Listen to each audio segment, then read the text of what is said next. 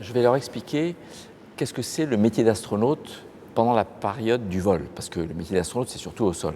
Mais la question la plus souvent posée aux astronautes, c'est comment dans l'espace et comment ça se passe? Comment on dort, comment on mange, comment on se lave, comment on travaille. Donc voilà, je vais répondre concrètement par des images, c'est surtout des photos, quasiment pas de texte, sur eh bien, le parallèle entre la façon dont ça se passe dans l'espace avec les activités quotidiennes de tout le monde. Tout le monde se lève le matin, tout le monde dort, tout le monde fait son lit. Nous, on fait notre lit aussi dans l'espace. Au carré?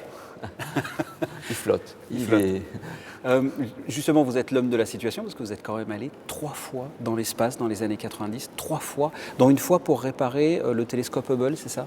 Oui, j'ai eu la chance de faire 3 missions très différentes dans leur contenu et aussi dans leurs orbites. C'est quelque chose qui ne parle pas beaucoup aux néophytes, mais selon que l'orbite est basse ou haute, on couvre un territoire plus ou moins grand. Selon qu'elle est inclinée par rapport au plan de l'équateur ou pas, on survole une plus grande partie des terres émergées du globe terrestre ou pas. Et donc mon premier vol était très incliné, 300 km, pour étudier l'atmosphère. On volait sur le dos tout le temps. Deuxième vol, un peu moins incliné, donc on profite un peu plus de la force centrifuge de rotation de la Terre. On montait à 400 km, c'était pour ravitailler la station spatiale russe Mir. On s'accroche à la station russe et on échange. Découvrir cette station, ouais. Et le troisième vol, on lance plein est pour profiter au maximum de l'effet de fronde de rotation de la Terre. On monte à 600 km pour la science, pour réparer le télescope spatial Hubble qui était totalement en panne.